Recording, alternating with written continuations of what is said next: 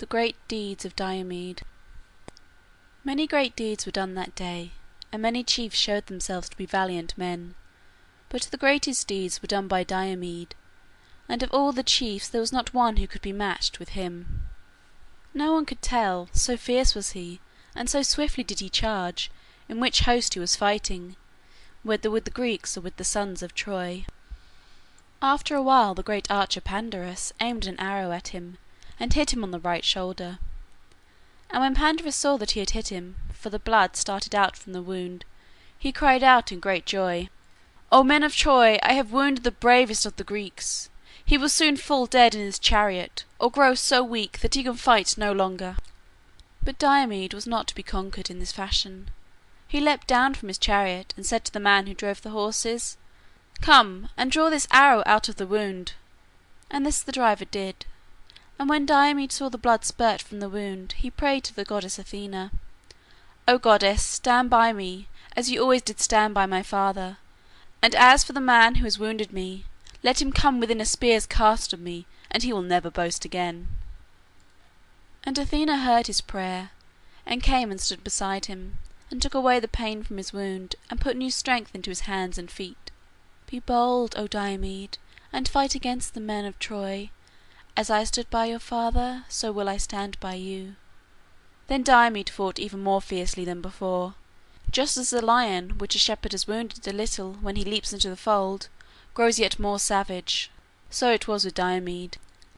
And as he went to and fro through the battle, slaying all whom he met, Aeneas, who was the bravest of the Trojans after Hector, thought how he might best be stopped.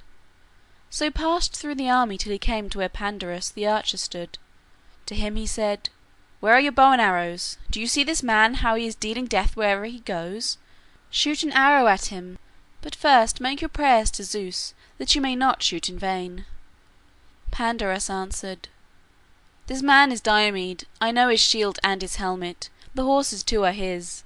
Some god, I am sure, stands by him and defends him. Only just now I sent an arrow at him, yes, and hit him in the shoulder. I thought that I had wounded him to the death, for I saw the blood spurt out, but I have not hurt him at all. And now I do not know what I can do, for I have no chariot here. 11 chariots I have at home, and my father would have had me bring one of them with me, but I would not, for I was afraid that the horses would not have provender enough, being shut up in the city of Troy. So I came without a chariot, trusting to my bow, and lo, it has failed me these 2 times. 2 of the chiefs I have hit, first Menelaus and then this Diomed. Yes, I hit them, and I saw the red blood flow, but I have not harmed them. Surely if I ever get back to my home I will break this useless bow." Then Aeneas said to him, "Nay, my friend, do not talk this way.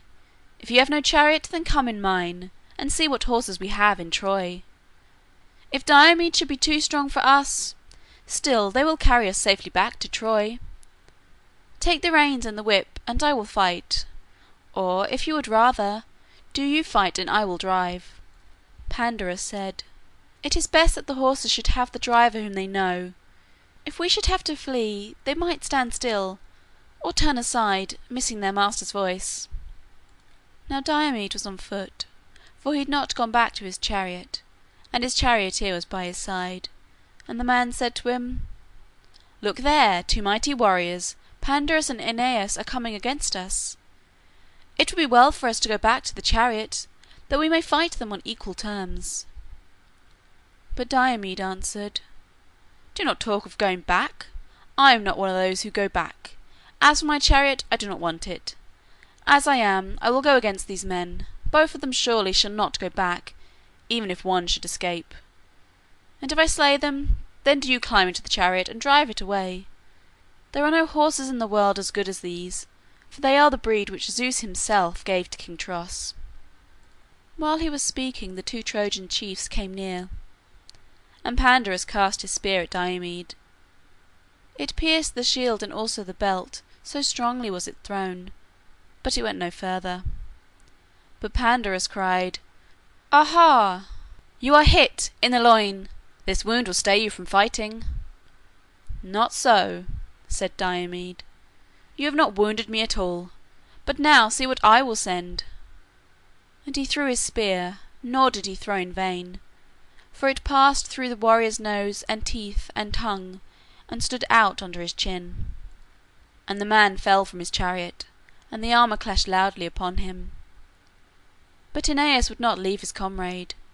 He leapt from the chariot and stood with shield and spear over the body, as a lion stands over the carcass of some beast which it has killed. Now Diomed had no spear in hand, neither could he draw out from the dead body that which he had thrown. Therefore he stooped and took up from the ground a big stone. So big was it that two men such as men are now could scarcely lift it up, and threw it at Aeneas. On the hip it struck him, and crushed the bone, and the hero fell upon his knees, and clutched at the ground with his hands, and everything grew dark before his eyes. Thus had he died, but for his mother, the goddess Aphrodite. She caught him up in her arms, and threw a veil over him to hide him.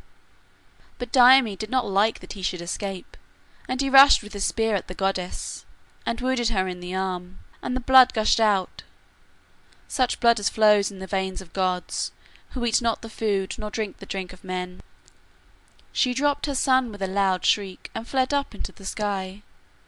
And bold Diomed called after her, "You should not join in the battle, daughter of Zeus. You have to do not with men, but with women." But Apollo caught up Aeneas, when his mother dropped him. Even then Diomed was loath to let him escape, for he was bent on killing him and stripping him of his arms. 3 times did he spring forward, and 3 times did Apollo put back his shining shield. And when he came to the 4th time, Apollo called out to him in an awful voice, "Beware, Diomed, do not think to fight with gods." Then Diomed fell back, for he was afraid. But Apollo carried Aeneas to the citadel of Troy, and there his mother Latona and his sister Artemis healed the hero of his wounds. But he left an image of the hero in the midst of the battle, and over him the Greeks and the Trojans fought as if it had been the real Aeneas.